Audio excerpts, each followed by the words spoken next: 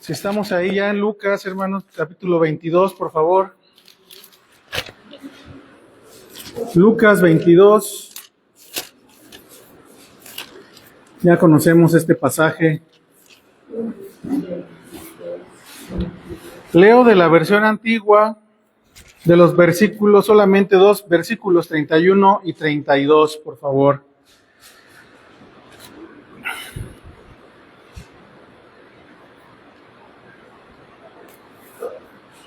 ...22, 31 y 32... dice así la palabra de Dios, sin entrar en el contexto. Los subtítulos ahí de sus Biblias dicen que es la grandeza en el servicio, pero esos subtítulos no son inspirados, sabemos que son solamente una referencia puesta por los eruditos para encontrar un poquito más rápido los textos, ¿no? Pero tampoco los versículos. Pero 31 y 32, hermanos, dice: dijo también el Señor: Simón, Simón, he aquí, Satanás os ha pedido para zarandearos como a trigo. Mas yo he rogado por ti para que tu fe no falte. Y tú, una vez vuelto, confirma a tus hermanos. Simón, Simón, le dijo el Señor. En el Evangelio de Lucas, allá atrásito, por favor, en el 6, capítulo 6,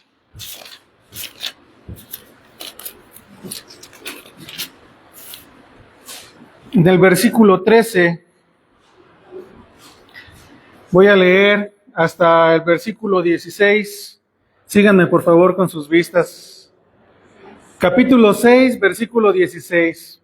Perdón, 13 al 16, dice así la palabra: y como fue de día, llamó a sus discípulos y escogió 12 de ellos, a los cuales también llamó apóstoles.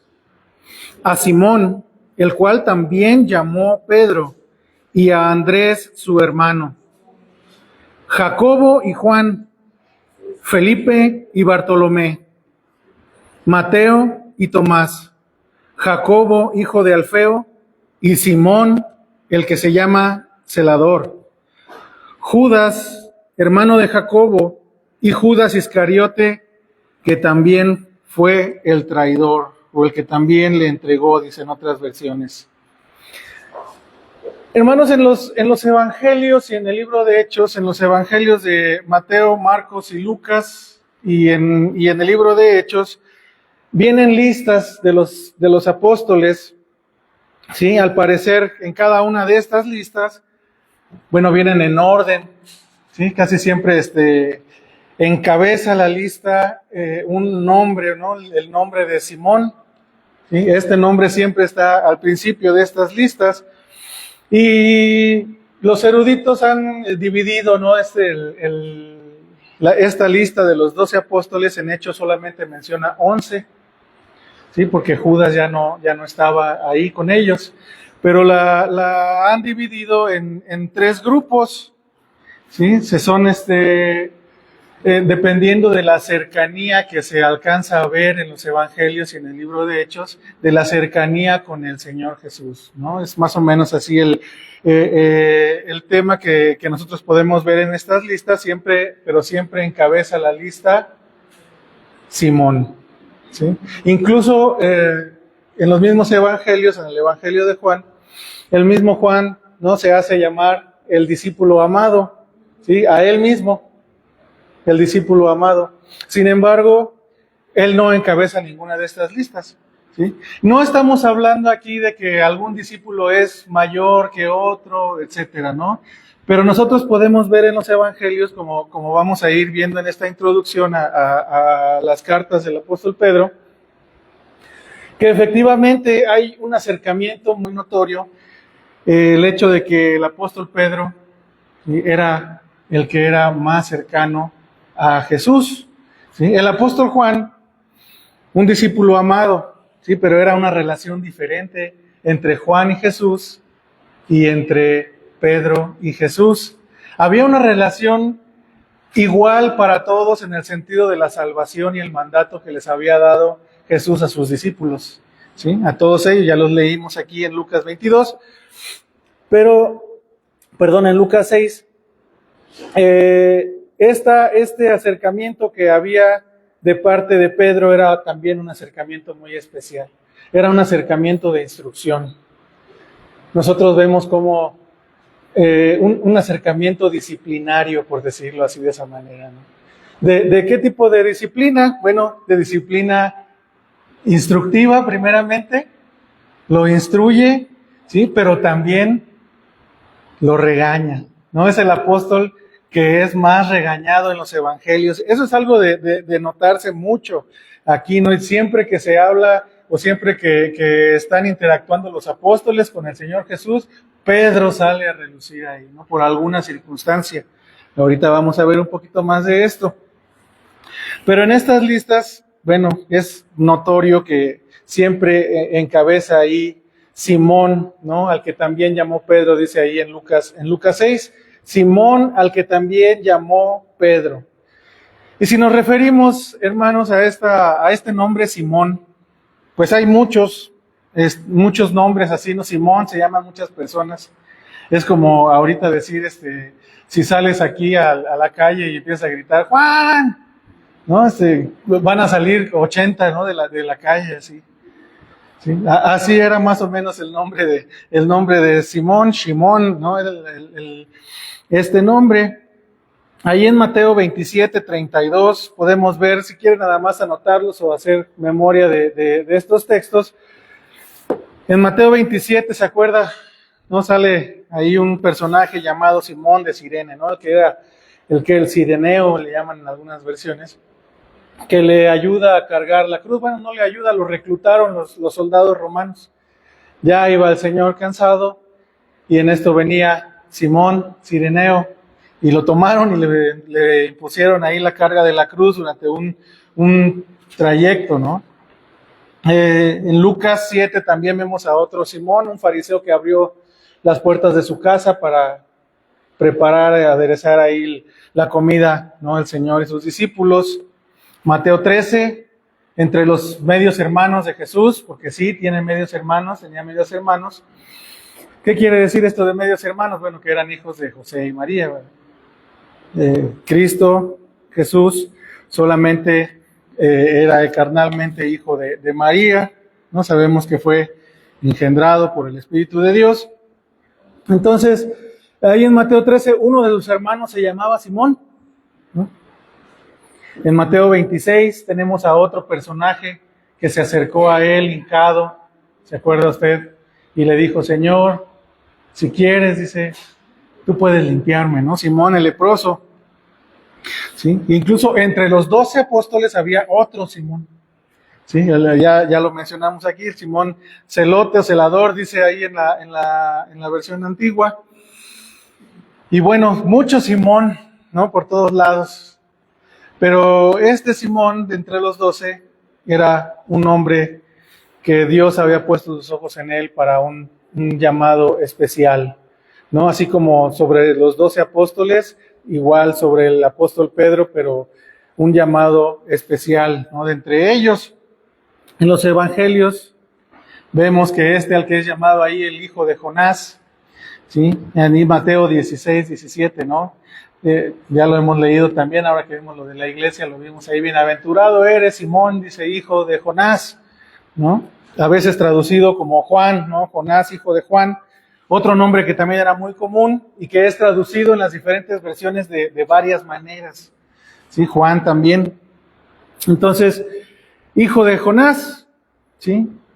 Petros, en griego fue llamado ahí en Mateo 16, Cefas, el equivalente en griego, en arameo, perdón, para el equivalente para piedra pequeña, ¿no? Ese era el equivalente Cefas. Y ya hemos hablado acerca de estos nombres que el Señor le puso a Pedro, ¿no? A Simón, una pequeña piedra, una piedrita. No es la roca de la que estaba hablando ahí en ese momento, estaba hablando de él como la roca sobre la cual iba a ser fundada la iglesia y él como una pequeña piedra, ¿no? Como Cefas o como Petros. También, hermanos, allí en los evangelios Vemos a veces, ¿no? En algunas ocasiones es llamado Simón, en otras ocasiones es llamado Pedro, en otras ocasiones es llamado Simón Pedro, ¿sí? Y algo especial es que en el Evangelio de Juan, en la mayoría de las ocasiones es llamado Simón Pedro, ¿sí? En los demás evangelios es llamado Simón y después Simón Pedro y después Pedro, ¿sí? En algunas ocasiones especiales, ¿no? Por decirlo de esa manera, que es notorio, lo han investigado muchas personas, pero vamos a hacer un poquito más adelante referencia a esto. A grandes rasgos, ¿sí? Le decía Simón, el Señor, o los evangelistas le llamaban Simón, cuando se trataba de decir algo que le pertenecía, ¿sí? Por ejemplo, cuando habla de su esposa, dice la esposa de Simón, ¿sí? Y la barca que era de Simón, el padre de Simón, ¿sí? Cuando le pertenecía algo a Pedro, así le decía, no, Simón, Simón. Y bueno, pareciera como si el Señor Jesús le llamara así, ¿no? Adrede, por alguna razón, por alguna circunstancia.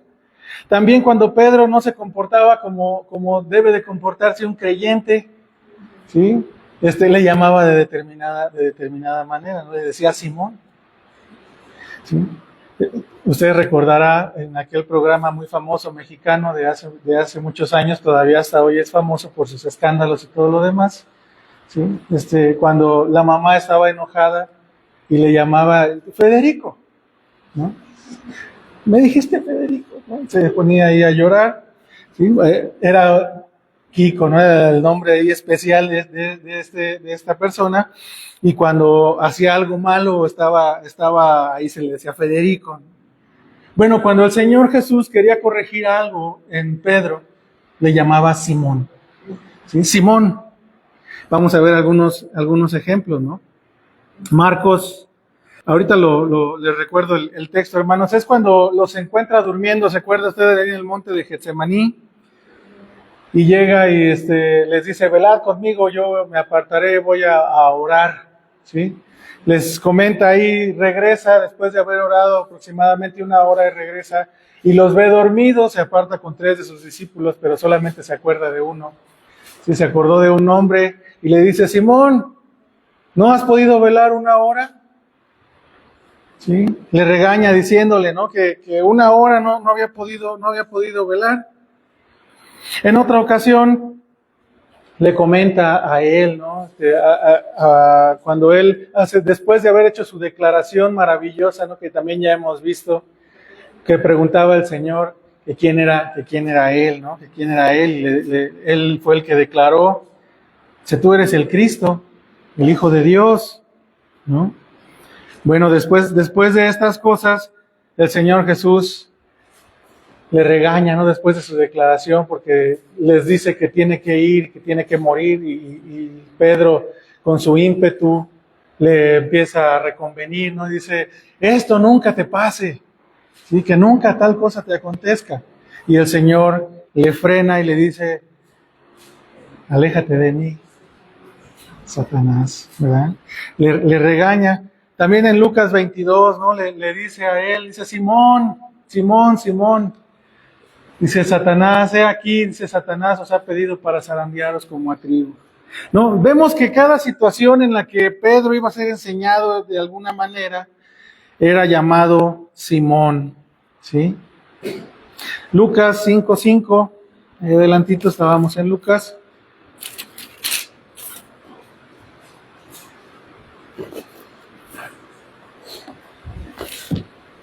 Le sale un poquito ahí lo carnal a Pedro, ¿no? Y empieza a hablar, le dice, respondiendo después de que les habla, ¿no? De echar las redes.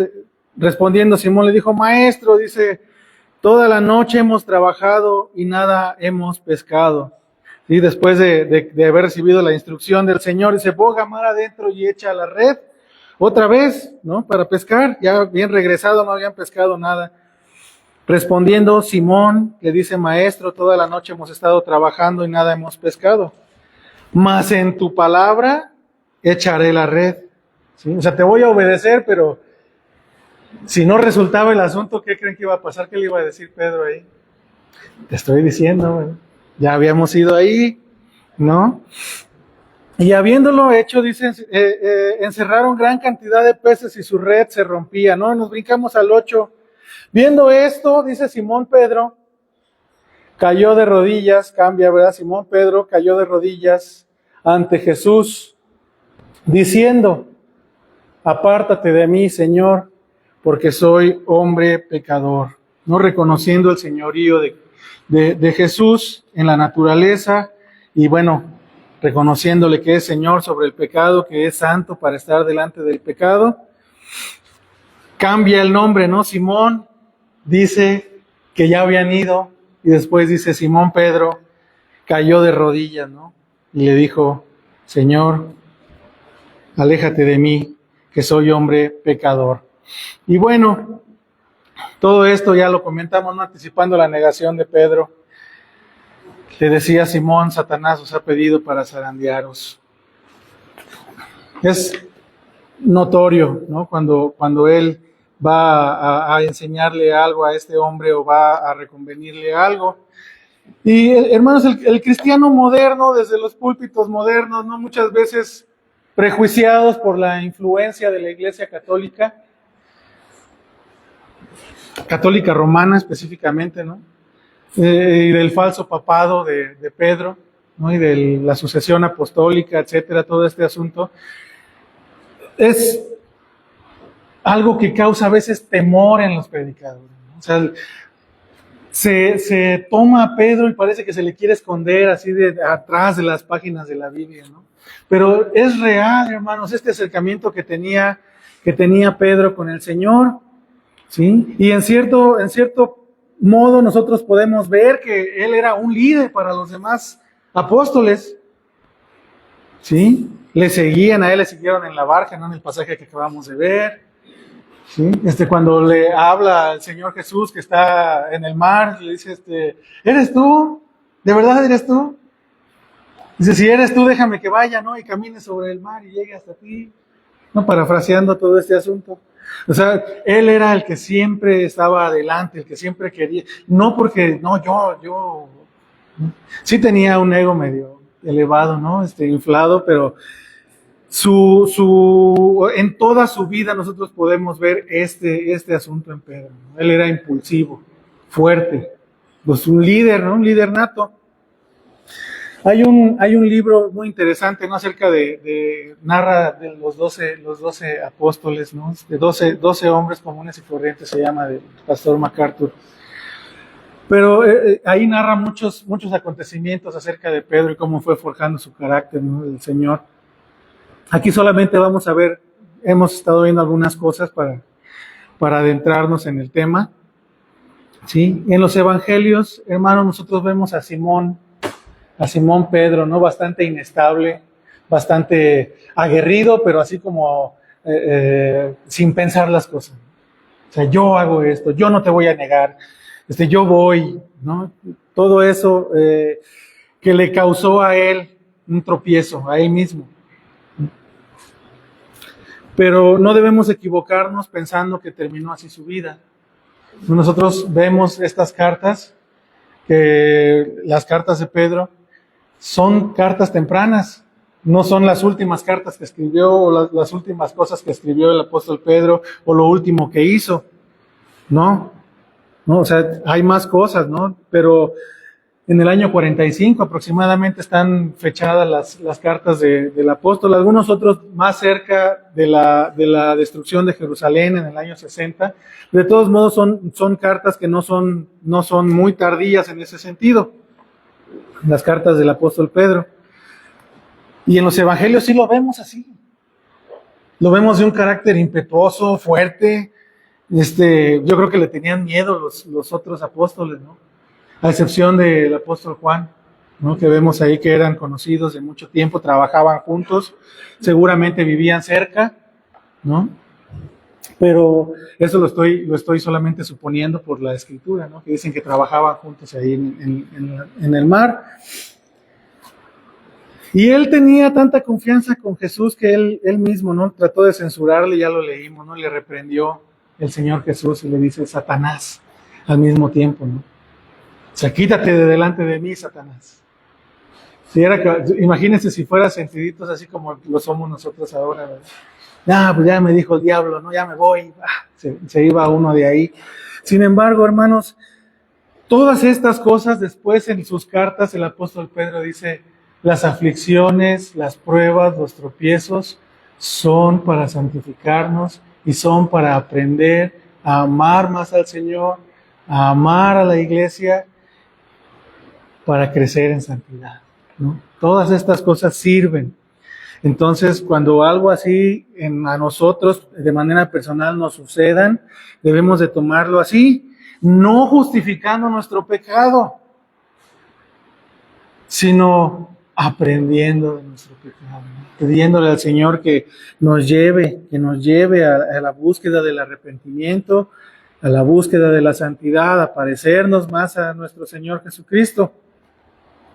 Así se veía el apóstol Pedro. Y todavía el apóstol Pablo, años después, le reprende. ¿Se acuerdan ustedes de estos pasajes? No le reprende. ¿Por qué? Él comía y convivía con los gentiles, ¿sí? Con los que no eran judíos.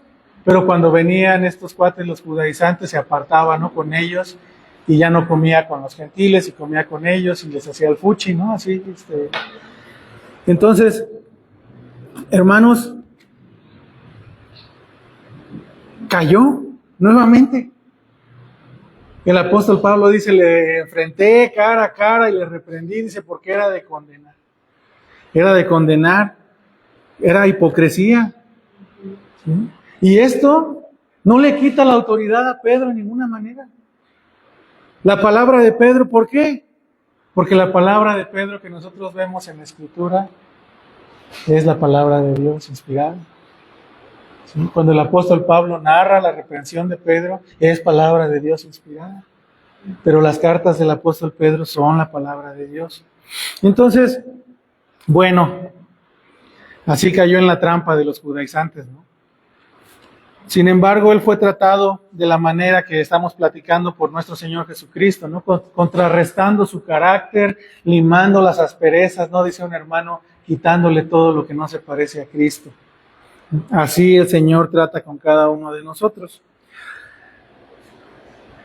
Vamos a ver algunas características, hermanos, de este hombre, ¿sí? O bueno, más bien, de cómo fue tratando Cristo con Pedro, ¿sí? De tal manera que le moldea y le hizo un líder, de ser un líder impetuoso, un líder sumiso y obediente, ¿no?, a él. La sumisión, hablando de esto, de la sumisión, hermanos, parece no ser una característica muy favorable en los líderes. Nosotros vemos líderes en el mundo, ¿no? Dices, bueno, es que la gente le tiene que seguir. O sea, ¿cómo se va a portar él sumiso a alguien o a algo, ¿no? Mientras más impositivo seas, mejor. Bueno, en los asuntos espirituales, el Señor nos muestra totalmente lo contrario. ¿Sí? ¿Por qué? Porque no hay nada más sabio ni más precioso que la palabra de nuestro Dios. No hay nada más grande y más poderoso que la obra de Cristo. Entonces, si un líder en alguna iglesia quisiera imponerse, como ha sucedido, ¿sí?, imponer sus cosas, imponer su carácter, imponer todo no es que yo creo que es así, en lugar de pensar y decir, no, es que la palabra dice que esto es así. ¿Sí? Hermanos, sin la sumisión a la palabra, un líder no puede ser líder. Sin la sumisión a Dios, un líder no puede ser líder. ¿Sí? Someterse a esta palabra es una prueba de liderazgo. El estar sujeto a ella, vamos a ver también la sujeción, que no es lo mismo que la sumisión. Bueno, es parecido. ¿Sí? No se ha de hacer la voluntad de hombres, sino la voluntad de Dios en las iglesias, ¿no? Y eso es lo que debe suceder en cada vida de los que escuchamos ahorita. Ni siquiera en tu vida eres Señor.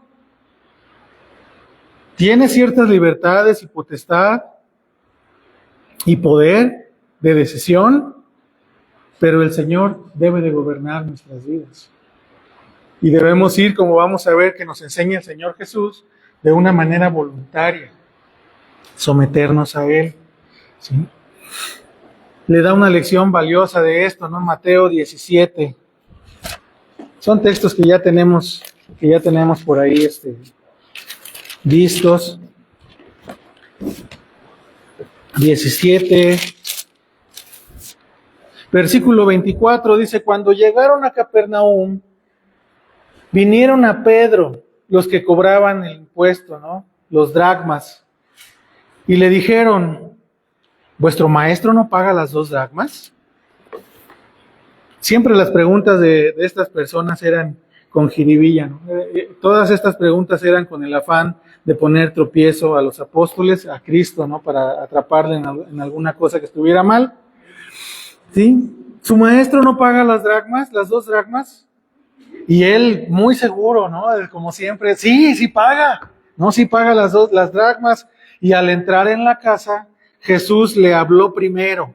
Ya le iba a decir, suponemos ahí, ¿no? Señor, nos andan cobrando las dracmas, pues hay que pagar, ¿no? Nosotros vemos en la Escritura que Jesús no cargaba dinero, no necesitaba nada, ¿no? Al entrar en la casa, Jesús le habló primero diciendo: ¿qué te parece, Simón? Los reyes de la tierra, dice, ¿de quiénes cobran los tributos o los impuestos? ¿De sus hijos o de los extraños? Pedro le respondió: de los extraños. Jesús le dijo: luego los hijos están exentos. Haciéndole saber, ¿no? Lo que ya había sucedido ahí en 16. Él ya sabía que era el Hijo de Dios. Dice: los hijos, yo, y tú que estás en mí, están exentos, ¿no? Pero en el 27 le dice el Señor algo muy sorprendente, ¿no? Dice: sin embargo, para no ofenderlos, ve al mar, echa el anzuelo, y el primer pez que saques, tómalo, y al abrirle la boca hallarás un estatero. Tómalo y dáselo por ti y por mí. ¿Sí? Un milagro, el milagro del estatero. O sea, ¿cómo llegó la moneda a la boca del pez? Es un milagro. ¿Cómo supo Jesús que iba a estar ahí al momento de que Pedro iba a ir a pescar? Un milagro. ¿Sí? Mostrando su potestad sobre las cosas creadas. Entonces, todo esto que sucede aquí le muestra a Pedro, ¿no? El hecho de que Jesús es Señor, de que Él mismo había proclamado a Cristo como el Mesías, bueno, a Jesús como el Cristo, como el Mesías, ¿sí? Este pasaje acababa de tener lugar ahí. El rey Mesías, el Señor, le dice que debían pagar impuestos, aunque no estaban obligados, pero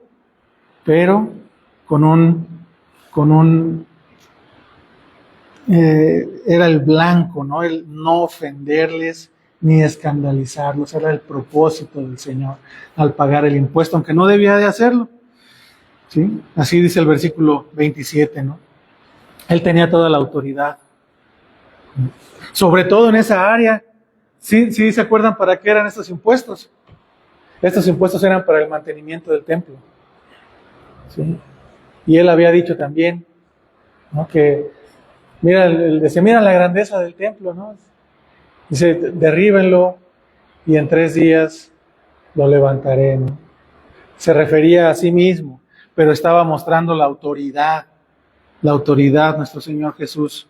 Bueno, ese era el impuesto para el mantenimiento del templo, era el Señor del templo. Él era el que debía ser adorado ahí y pagaba impuestos para no ser tropiezo para ellos, ¿no? O sea, imagínense, ya vamos viendo nuestro corazón, ¿verdad? ¿Qué es lo que debemos de hacer nosotros? ¿Sí? En cuanto a la obediencia, ¿no? A las leyes en este mundo. Era su área lo que le atañía ahí, el templo. ¿Sí? Eligió enseñar a Pedro a someterse. ¿Cómo? ¿Obligado? No, dijo, los hijos estamos exentos. Pero para no hacerles tropiezo, voluntariamente, parafraseando, voluntariamente pagamos los impuestos, ¿no? La causa de Dios es la causa de Dios, ¿no? Honremos a los que están en eminencia, ¿no? Por esta causa. Bueno, muchos otros casos que ya no solamente los vamos a pasar así por encima, hermanos. El hecho de que le enseña la sujeción, ¿no? a Pedro, pero todas estas enseñanzas, fíjese cómo Pedro aprende hasta que la riega, por decirlo de esa manera, ¿no? O sea, hasta que ya cometió la infracción o ya cometió la imprudencia, entonces es enseñado y al parecer aprende de todas estas cosas, ¿no? Va aprendiendo poco a poco el apóstol Pedro. La sujeción, ¿se acuerda de un siervo llamado Malco, que iba entre los que iban a aprender al Señor Jesús? El Evangelio de Juan dice que alguien sacó su espada y le cortó la oreja, ¿no? Era Pedro. El Señor le reprendió, lo detuvo y le dice, guarda tu espada, ¿no? Y le da la enseñanza, yo soy el Señor y las potestades de los cielos me obedecen, ¿no? Si yo quisiera, vendrían millares de ángeles, ¿no? Y me defenderían aquí. Guarda tu espada. O sea, Pedro, ¿tú quién eres, Pedro? ¿Quién eres? ¿Cuántas veces te advertí? ¿Cuántas veces advertí a los que estaban conmigo, ¿no? Al Señor Jesús. ¿Cuántas veces advirtió Él que le era necesario padecer de los escribas y de los fariseos? Y no entendía hasta que se equivoca, ¿no? La humildad. Aunque todos te nieguen, Señor, yo no te negaré. Me negarás 3 veces antes de que el gallo cante 2 veces. Y sucedió de esa manera, lo vemos en la Escritura. Le enseñó servicio al apóstol Pedro. ¿Sí? ¿Hasta cuándo? Hasta que se equivocó Pedro. ¿Sí? ¿Se acuerdan? En aquel momento llegan a sentarse a la mesa. Llegan a sentarse a la mesa, todos estaban ya sentados, ¿sí? Y pareciera como si... No estoy hablando de nadie. Si alguien lo ha hecho o le ha pasado, por favor, omitan esa parte y céntrense en la Escritura, ¿no? Como si estuvieran sentados en la mesa todo el mundo y los platos allá de aquel lado, ¿no? ¿Cómo se llaman? Así como de buffet, las ollitas así para que... Y todos sentados acá. Bueno, pues vamos a comer. Bueno, a comer. Sí, a comer. A comer, sí, ya vamos a comer, ¿no? Sí, a comer. A comer. Y la comida allá de aquel lado, ¿no? Y bueno, pues ya vamos a comer. Pues sí, ya vamos a comer, ¿no? ¿Y quién va a servir? Híjole, me voy a lavar las manos. Espérenme porque voy a estacionar el coche. No, yo voy a porque... ¿Sí me explico? Pero el Señor Jesús enseña el servicio. Él se levanta prácticamente haciendo pues es un mal ejemplo, ¿no? Pero Él se levanta, toma los platos y sirve la comida. El que es como el Señor Jesús sirve, ¿sí? Se ciñe la toalla, dice, toma el balde de agua y se acerca a sus discípulos para lavarle los pies.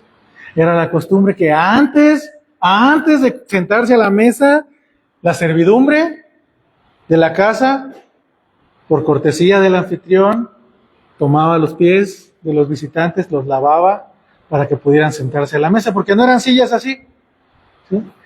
Quite la silla y siéntese en el piso, ¿verdad? Así, sentados, recargados en algún cojín o así. Entonces un pie con otro, así daban, ahí la chocaban así con los pies casi, ¿no? Entonces, ese era el asunto. Así era, ¿no? El Señor se ciñó la toalla y cuando le toca lavar los pies a Pedro, Pedro le dice, ¿tú me lavas los pies? ¿Tú me lavas los pies? Con aquel tono, ¿no? ¿Cómo se escucha, hermanos? ¿Tú me lavas los pies? ¿Cómo? No.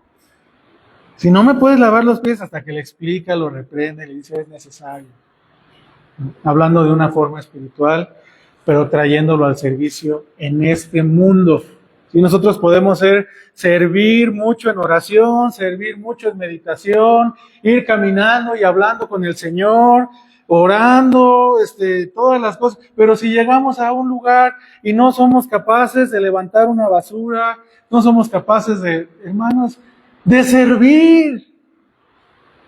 servir, como el Señor Jesús le está mostrando a Pedro, ¿verdad? El amor, mostrándole el amor en todos los aspectos de su vida. Pedro estaba siendo enseñado. Simón, ¿tú me agapaos más que estos? ¿Se acuerda de eso, verdad? Me agapaos más que estos, Señor. Tú sabes que te fileo. No, estoy diciéndolo de manera de broma, ¿no? Pero ¿me amas más que estos? ¿Me amas más que estos? Señor, tú sabes que te aprecio. ¿Sí? Es como una persona que llega con su esposa y se levanta, una esposa que llega con su esposo y le abraza del cuello, como sucede con todas las esposas de aquí, de este lugar, ¿verdad? Y los esposos también llegan corriendo y te extrañé todas estas 8 horas que estuve fuera de la casa, y llego a mi casa y ¿me amas? ¿Me extrañaste? Sí, espérate, pero estoy aquí lavando la trapos. Híjole, ¿no? O al revés, ¿no? Así, cosas así por el estilo. No se me ocurre nada de los varones de pura casualidad, pero también así, ¿no? Algo parecido. ¿Sí? Así le preguntaba al Señor a Pedro, ¿me amas? ¿Me amas? O sea, hermanos, agapaos es el verbo que quiere decir una entrega total. ¿Me conoces hasta la intimidad? Somos uno. ¿Me amas? ¿Me obedeces? ¿Te rindes a mí como tú, Señor? Tú sabes que te aprecio. ¿No? Esa es la respuesta del apóstol. Las versiones, creo que la 60 viene así también. Dice, Señor, tú sabes que te amo, es la respuesta, ¿no? Pero la palabra en el griego es fileos. 3 veces contesta lo mismo. Le enseña la compasión. Le dice, si tú amas a tu Señor, si tú amas al que te salvó, ¿sí? Apacienta mis ovejas. Sírveles, cuídalas, dales de comer, esfuérzate por ellas. Lo interesante aquí es cuando le dice, y una vez vuelto, dice, confirma a tus hermanos. Confirma a tus hermanos. El propósito, mis amados hermanos, de las cartas del apóstol Pedro es confirmar a sus hermanos, servirles. Sí. Él volvió antes, les confirmó en el libro de los Hechos, lo podemos ver. Sí. Aquel que predica a sus compatriotas en el día de Pentecostés no fue Simón, fue Pedro. Fue Pedro. Aquel que se estaba comportando como Pedro, ¿no? Como una roca, como una piedra, como un pequeño Cristo. ¿Sí? Ese fue el que predicó ahí y el que seguía sirviendo con sus tropiezos. Lo vemos ya el pasaje, ¿no?, del apóstol Pablo, pero le enseña la compasión, le enseña el amor, el servicio, la humildad, la sujeción, la sumisión. Hermanos, ese es el propósito, confirmar estas cosas en las que Él fue enseñado de una manera que para nosotros es algo muy difícil, sumamente difícil de aprender. Sin un ejemplo, nosotros vemos al Señor como Él es, pudiéramos decir, pero Él es, no, es que Él es Dios, qué chiste, ¿no? Así como, aquí está. Hermanos, Él era hombre, completamente hombre. Ok, perfecto. ¿Quieres un pretexto? Está bien, pon el pretexto. Aquí está Pedro también. Pedro era como nosotros. Pedro era como nosotros. Y fue enseñado. de la peor manera, ¿no? Pero fue enseñado para enseñarnos a nosotros, de esa manera, confirmándonos ahora, años después, en el tiempo, a través de sus cartas, de una manera experimental, el inmerecimiento, si existe la palabra, ¿no?, por la depravación del hombre. Esta primera carta, en sus primeros versículos, nos enseña la elección, la redención, la gracia irresistible de Dios para con nosotros. Nos confirma que llegaremos a los cielos, que nuestra esperanza es los cielos nuevos y la tierra nueva donde mora la justicia. Eso nos enseña el Espíritu de Dios a través de Pedro. Nos confirma la búsqueda de la santidad una y otra vez a través de sus cartas. Chiquitas, pequeñitas sus cartas. Nos exhorta a ello. Nos confirma, así como le fue mandado, ¿no? Una vez vuelto, confirma a tus hermanos, ahora a través de la inspiración del Espíritu, nos confirma. Y vamos a ver la introducción a específicamente la carta. Solamente nos centramos en el autor de la carta. Pero muy rápido, hermanos, Pedro es el autor de esta carta. No hay ninguna duda al respecto, ¿sí? Como puede haber dudas con otros autores, ¿sí? Yo creo que uno de los mayores debates ahí es quién escribió ciertos salmos, ¿sí? Algunos libros del Pentateuco, que si fue Moisés, que no sé, ¿no?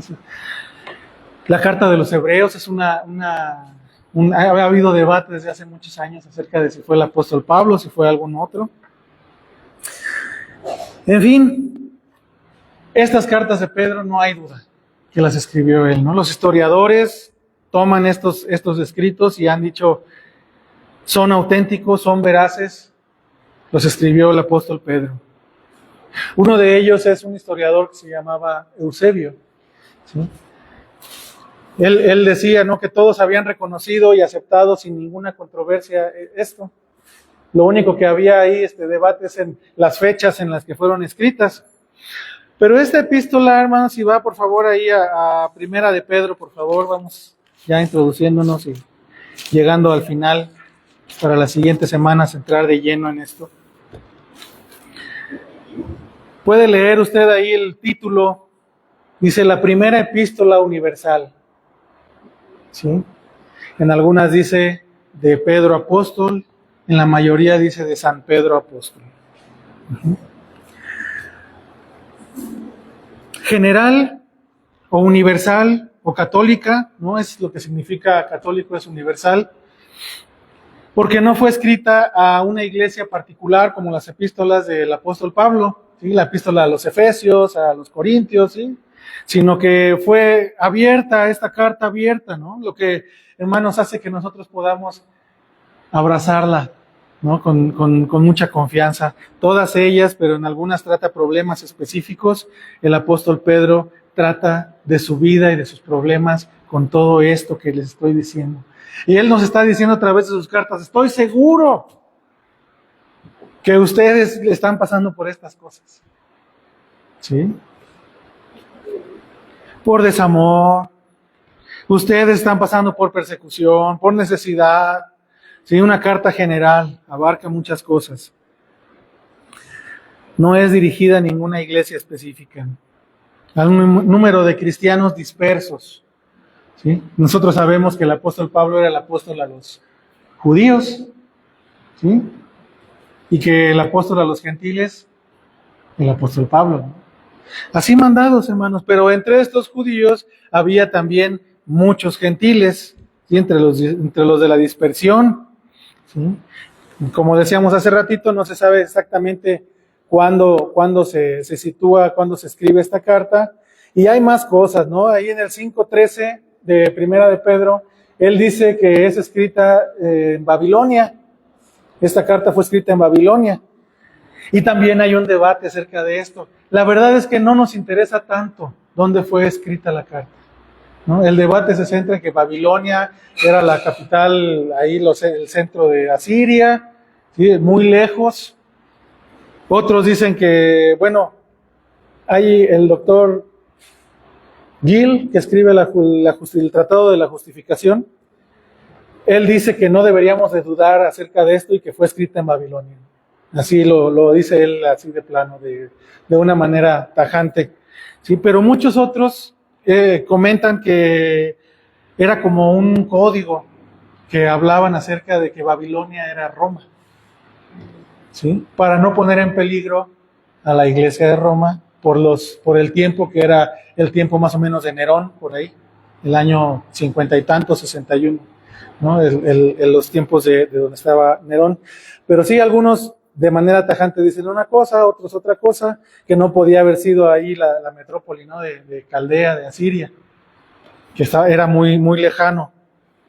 Pero bueno, así dicen algunos eruditos, ¿no? Que entre ellos le llamaban, estaban en Babilonia, que se referían a Roma, al Imperio Romano, alguna parte cercana a las capitales, ¿no? del Imperio Romano. Dirigida a los judíos y entre todos ellos algunos gentiles. La ocasión para escribirla nos dice también ahí en el 5, sí que, bueno, la más aceptada de todas, ¿no? Dice que se reunió con Silvano, que era un hermano fiel a la causa del Señor y buen compañero del apóstol Pablo, y que este Silvano era el transporte de la carta, ¿no? Aprovechaba los viajes de ellos para que la carta fuera repartida en los lugares a donde ellos iban. Pero hermanos, como ya decíamos, el propósito de esta carta era dar testimonio, como dicen los primeros versículos, ¿no? De la doctrina de la gracia. Y en Primera de Pedro, ahí mismo 5:12, por favor.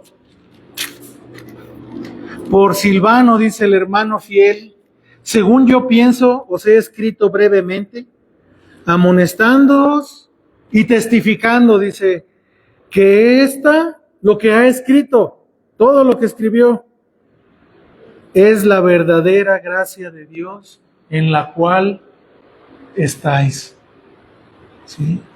Que esto que enseña él es la verdadera gracia de Dios en la cual estáis.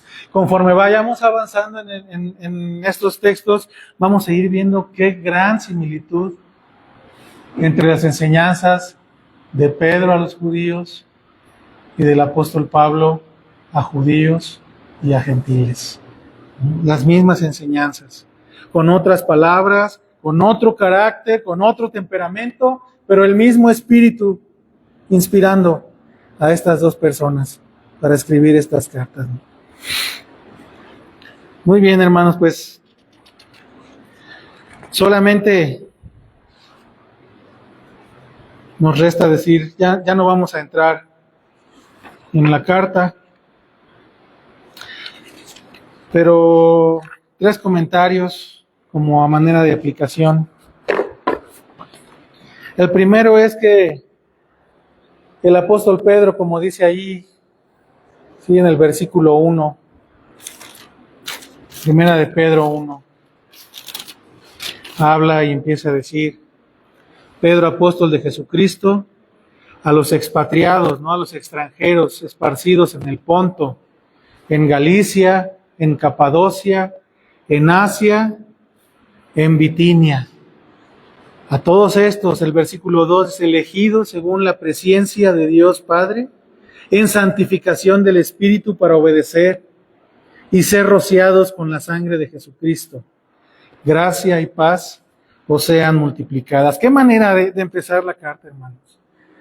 Qué manera de empezar su carta, ¿no? O sea, Pablo preparó en Romanos durante 3 capítulos, ¿no? Preparó el terreno, preparó todo para soltar el asunto de la justificación por la fe. Hasta el capítulo 5 vemos ya que lo habla así, justificados por la fe, ¿no? Pero preparando el terreno por los oyentes que estaban ahí, los oyentes que tenía él en Roma, ¿no?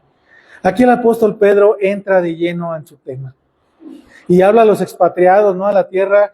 Él está hablando geográficamente a los expatriados, ¿sí? A los judíos sobre todo, ¿no? Pero ya dijimos que también gentiles entre ellos, perseguidos, etcétera. Pero por el carácter de la Escritura, hermano, nosotros podemos tomarlo de hecho para cada uno de nosotros. ¿Sí? Todo este asunto de los de León, los de Guanajuato, los de Salamanca, los de Irapuato, ¿no? Hermanos, vemos nosotros una maravilla, aunque ahorita somos pocos, pero hermanos, vemos una maravilla en lo que ha hecho el Señor. Y la verdad es que yo les había dicho que tenía razones personales para no pensar en un cambio tan rápido de un local a una ciudad, ¿no? De este local a alguna ciudad cercana aquí. Es esto, hermanos, que el Señor ha usado este lugar. ¿Sí? En su gracia Él ha querido que vengan personas de muchos lados. De muchos lados. Y paradójicamente, la mayoría de las personas que eran de este lugar, solamente quedan unos cuantos, por la gracia de Dios. Entonces, hermanos, tomemos esto para nosotros, no para el asunto solamente de la iglesia, ¿sí? Pero anteriormente podemos recordar nuestras vidas y ver cómo estábamos, hermanos, fuera de Cristo, confundidos, desamparados, dice la Escritura, Mateo 9, ¿no? Que tuvo compasión de aquellos, ¿no? Porque andaban como ovejas, dice, que no tienen pastor. Y así andábamos nosotros, confundidos, desamparados, llenos en nuestro mundo de tantas cosas. Y Él nos tomó, nos habló a través de su evangelio, a través de alguien, un vaso de barro, y nos trajo a su camino, a su redil. Podemos tomarlo y abrazarlo para nosotros, hermanos. Habla también, en segundo lugar, el apóstol, aquellos elegidos, dice, según la presencia de Dios Padre, ¿no? Y lo habla así, lo suelta. Digo que Pablo preparó el camino, muchas palabras antes de soltar esta verdad. Y el apóstol Pedro así lo dice sin ningún tapujo y sin temor, ¿no? Así. A los elegidos según la presencia del Dios Padre. Sí, ahorita no sé cuántas personas se hubieran parado, ya se hubieran ido en este momento, ¿no? Si no hubiéramos sido también instruidos durante tanto tiempo y enseñados en estas doctrinas, ¿sí? Que chocarían con nuestra mente, así como chocaron en su momento. Pareciera, hermanos, que el apóstol Pedro aquí quería dar esperanza a los creyentes verdaderos, y así es.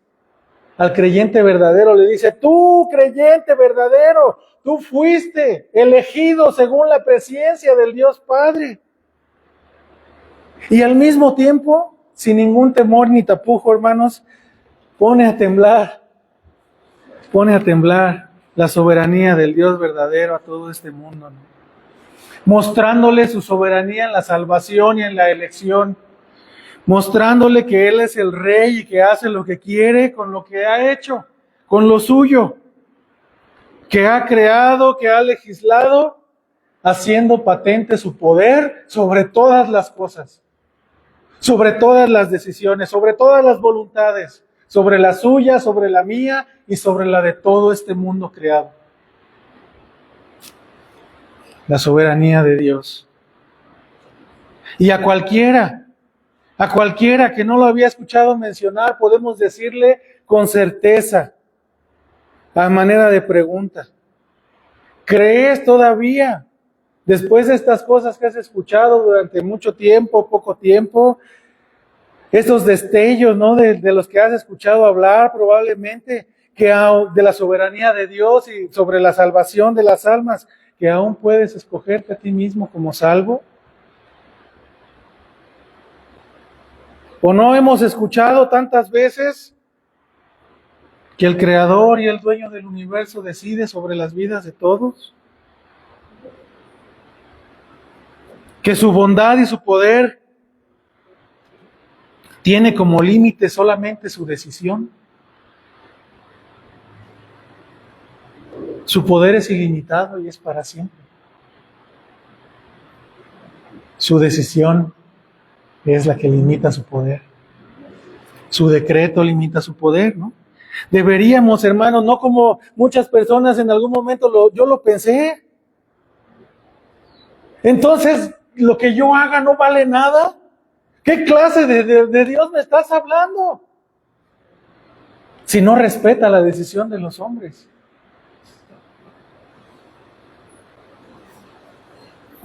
La decisión de los hombres no vale nada, hermanos. A comparación de la gran sabiduría y del gran poder de Dios. Deberíamos, al escuchar estas cosas de su poder y de su soberanía, así como aquel leproso que decíamos al principio, ¿no? Fue a él. ¿Se acuerdan la pregunta? Señor, si quieres, puedes limpiarme. Si tú quieres, puedes limpiarme.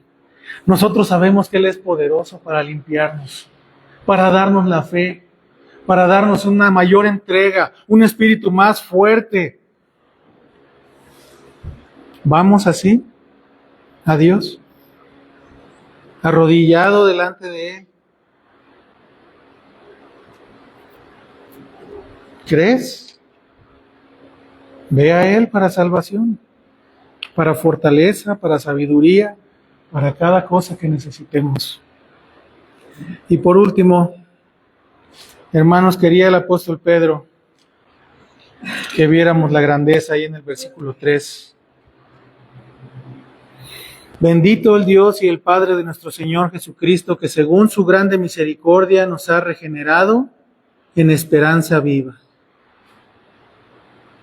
por la resurrección de Jesucristo de los muertos. Él quería que viéramos esta obra, que nos ha regenerado en esperanza viva solamente por la obra de Cristo, por la resurrección de Cristo de los muertos. Obra que se agradó, en la que se agradó el Padre, la gran muestra de obediencia voluntaria que había sido enseñada a Pedro, ahora vivida en el Señor Jesús, y nosotros la podemos ver porque fue levantada hasta lo sumo. Hoy en ningún lugar de la tierra, me atrevería yo a decir, puede ser escondida la obra de Cristo. Seguramente faltan lugares de predicar el verdadero evangelio.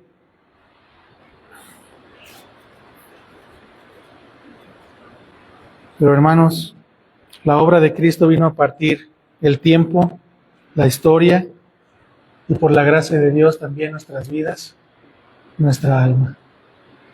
Porque hay un antes de Cristo en nosotros y un después de Cristo.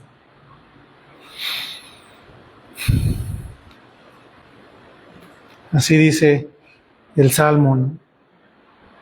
Así dice el Salmo. Él permaneció, se mantuvo en pie, azotado, clamando, solamente tú eres santo. Solamente tú eres santo. Tú habitas, dice, entre las alabanzas de Israel, lo hemos cantado también.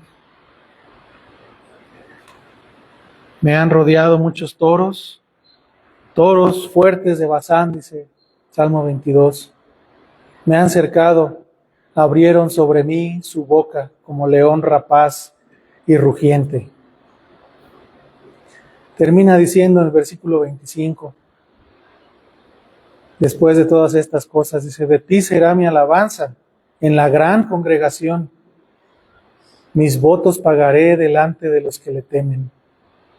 Comerán en lo que fue enseñado Pedro, dice, los humildes y serán saciados. Alabarán a Jehová los que le buscan. Vivirá su corazón para siempre.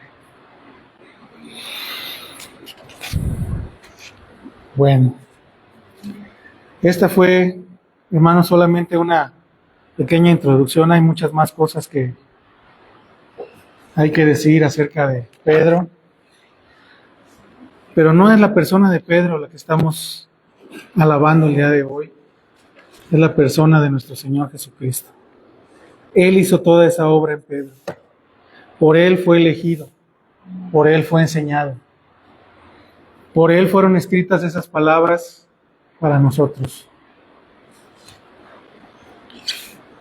Debemos de reconvenirnos a nosotros mismos. Que si un hombre, igual que nosotros, pudo ser enseñado al ser expuesto a la obra de Cristo, Él nos dice que también nosotros podemos serlo. Expongámonos a su palabra, a su obediencia, hermanos. Seamos obedientes a Él. Vamos a dejarlo hasta aquí, por favor. Oramos. Padre Celestial, te damos muchas gracias una vez más que nos permitiste en tu gracia, Señor, estar aquí meditando tu palabra. Perdona nuestras cortas fuerzas, nuestra irresponsabilidad, nuestra falta de sujeción, de humildad, de servicio.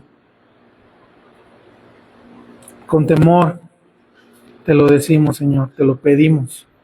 Enséñanos todas estas cosas.